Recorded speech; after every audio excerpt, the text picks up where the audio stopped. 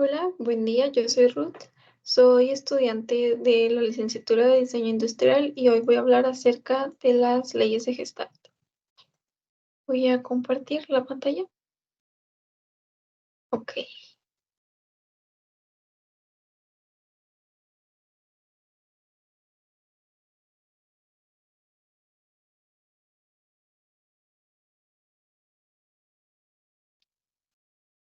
bueno, las leyes de Gestalt, perdón, y la información sobre ellas.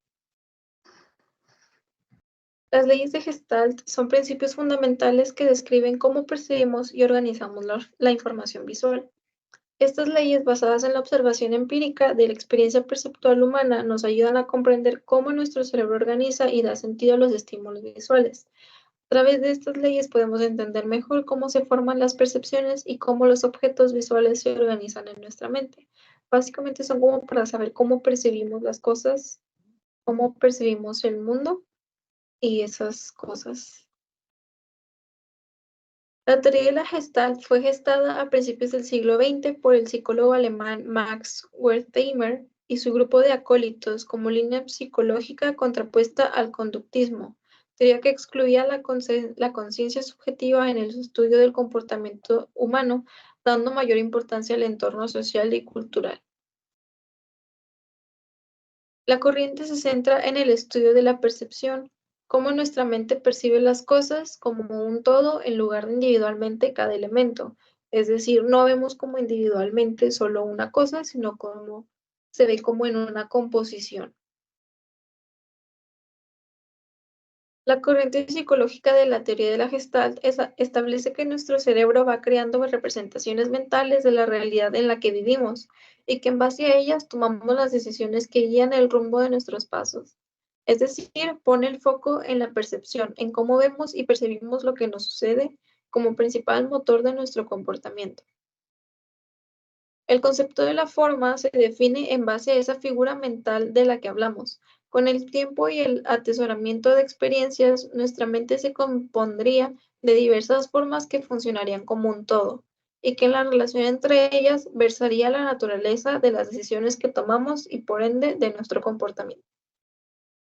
¿Qué es la teoría de Gestalt y para qué sirve? Ya hablamos que nos sirve como para percepción, pero no sabemos todavía, ups, cómo se podría aplicar. La percepción es subjetiva, pues las imágenes se analizan a base de vivencias, la cultura y la experiencia personal. Las leyes gestálticas, perdón, o leyes de la Gestalt, desarrolladas por los psicólogos del movimiento alemán Gestalt, se basan en la premisa de que el todo es superior a la suma de sus partes. ¿Cómo se relacionan las leyes de Gestalt? En la publicidad se utilizan mucho, un pequeño paréntesis, en medios visuales, como en el arte, en sus expresiones, como incluso en moda, en composiciones abstractas o hasta en composiciones figurativas, pero sobre todo son utilizadas en métodos visuales como la publicidad. En la publicidad son un arma muy ventajosa para transmitir mensajes o sugerir conceptos al consumidor basándose en las peculiaridades de la percepción. Es decir, con un diseño adecuado y creativo se puede evocar en la audiencia lo que se desee. Por ejemplo, aquí tenemos como un anuncio de un festival de comida. Entonces sabemos que se trata de comida, aunque no leamos el título de que se trata de comida, porque por las leyes de Gestalt vemos que parece ser un tenedor, y si nos percatamos como en los elementos más oscuros, como los que están en negro, son unas botellas, entonces podemos intuir que se trata de comida. Además aquí habla como de vinos, de comida y vinos, entonces pues vemos botellas y automáticamente pensamos en botellas de vino, porque tienen la forma, se asemejan a una botella de vino. Las leyes de la Gestalt. Los impulsores de la Gestalt desarrollan una serie de principios básicos conocidos como las leyes de Gestalt. Estos principios pueden ser la pauta perfecta para desarrollar un diseño que llame la atención de nuestros espectadores. Pueden ayudar a que un diseño no sea tan monótono o que literal que llamen la atención, que sea como más atractivo. ¿Cómo se aplican las leyes de la Gestalt, perdón, con el diseño? Lo que se busca es influir e impactar visualmente y para ello lo primero de todo es saber cómo funciona la percepción humana. Gracias a la teoría de la Gestalt podemos comprender cómo la audiencia puede responder a los estímulos visuales. Estos son ya como los principios o leyes dentro de la Gestalt. Nos dice el principio de semejanza. Ups, se movió un poco. Si un diseño está formado por elementos similares, el espectador va a recibir el conjunto como un patrón equilibrado y coherente.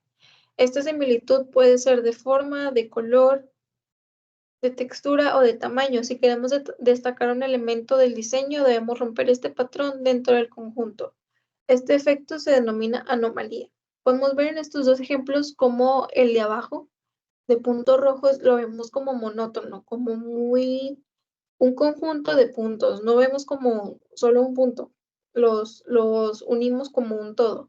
En el de arriba nos llama más la atención porque sí son la mayoría iguales, pero hay uno que es diferente. A este fenómeno se le llama anomalía.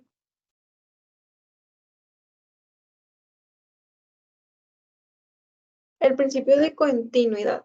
Este principio se puede utilizar para atraer la atención visual hacia un elemento del diseño que queremos destacar. Por ejemplo, aquí podemos ver que son líneas, puntos, o sea, líneas hechas de puntos. Y podemos como deducir que siguen. Por ejemplo, vemos que esto, no sé si se alcanza a ver la flechita, pero esto parece decirnos que va hacia un lado o hacia otro y que esto que de aquí parte y vamos hacia acá o de izquierda a derecha. Es decir, vamos siguiendo los puntos literalmente. Ok. Luego viene el principio de cierre. Esto ocurre porque buscamos la estabilidad y según la teoría de la Gestalt, las formas cerradas son más estables. La de cierre es como ver algo que no está ahí, pero sí está ahí. A la mente le gusta como pensar que se da cuenta de cosas que, como hallarle cara a las cosas, como verle forma a las nubes, verle cara a los autos, ese tipo de cosas. Por eso los diseños que son como el de aquí de arriba, el del pandita, no son muy llamativos. No son, o sea que sí son llamativos. Porque, o sea, inconscientemente estamos viendo algo que está ahí, pero no está tan literalmente ahí. Tenemos que como deducirlo mentalmente. Luego está el principio de proximidad. Este principio se describe, cómo tendemos a agrupar formas que están próximas entre sí, percibiéndolas como un todo a pesar de que sean elementos separados. Para ello deben compartir alguna de estas características como son forma, color, tamaño o textura. Es como el ejemplo anterior de las bolitas que mencioné que se perciben como un todo, porque son del mismo color y son la misma forma. Eso toma una de las dos características. Otro ejemplo es este logo de Unilever. Podemos percibir la U como un todo, aunque las figuras o las formas no sean exactamente iguales, porque comparten la característica del color, que tienen el mismo color todas. El principio de figura y fondo. Este principio funciona porque nuestro cerebro no es capaz de tratar un mismo objeto como forma y fondo al mismo tiempo. Es decir, siempre queremos catalogar algo como que esto es lo que está detrás y esto es la figura. Y al revés, a veces, por ejemplo, en este ejemplo que es como un gorila y un tigre, un puma, pero detrás hay un árbol. Entonces, en algún momento el árbol, eh, perdón, parece ser el fondo. Y si nos concentramos en el árbol, el puma y el gorila parecen ser como el fondo. Entonces no siempre, no tenemos un fondo establecido. Puede jugarse como con esa ilusión o ese punto interesante dentro de una composición. Nuestro cerebro quiere ver el objeto en primer plano y el fondo como dos elementos independientes. Es lo que acabo de decir, que depende de cómo lo veamos, vemos como el fondo, como el árbol o como las figuras de los animales. No es cierto. Perdón, es que es un poco tarde. Luego es el principio de simetría. Los objetos que cuentan con simetría y orden son percibidos como parte de un mismo grupo. Nuestra mente tiende a organizar los elementos en figuras ordenadas y estables, como el ejemplo de este que es como una florecita que se usa mucho en patrones como más en telas como bordadas y eso. Este patrón es simétrico, es un módulo simétrico y lo vemos como un grupo, o sea, a pesar de que los elementos están técnicamente unidos, porque no están como dispersos, lo vemos como un todo porque es simétrico. Luego está el principio de dirección común. Los objetos que forman un patrón en la misma dirección son percibidos como parte de un grupo. Ay, perdón. Este, las aves siguen como un patrón, vemos como si volaran hacia más lejos, entonces por eso son percibidas como un grupo, además de que comparten el principio como de cierre que vimos anteriormente, de proximidad, perdón, donde comparten color, entonces por eso también los percibimos como un grupo. El principio de simplicidad. La simpleza trata de ayudar al ojo a encontrar figuras con las que se pueda provocar una interpretación a la que queremos mostrar. Es decir, por ejemplo, en este anuncio de vodka, la botella es una piscina, pero a la vez nuestra mente lo simplifica y vemos la botella del vodka. Luego está el principio de experiencia. El sistema nervioso del ser humano se ha ido formando por el condicionamiento del mundo exterior. Por eso cuando se percibe una imagen, la interpreta de acuerdo con su experiencia. Es decir, a su virtud visual acostumbrada. Por ejemplo, estos son como bloquecitos de Lego y que a pesar de que no están como literalmente explícitos, podemos como relacionar el que está arriba a la izquierda, el que es verde, como un cocodrilo, porque asociamos como esa forma, ese color, ese acomodo a un cocodrilo. El de la derecha, de color amarillo y café, a una jirafa, porque vemos como si tuviera un cuello largo. Los colores son del color de una jirafa y por eso lo relacionamos con la experiencia que ya hemos adquirido. Luego está la aplicación de estos principios al mundo del diseño. Lo interesante desde el punto de vista del diseño es que las leyes que enunciaron los gestaltianos se pueden extrapolar del mundo de la psicología al mundo de lo visual.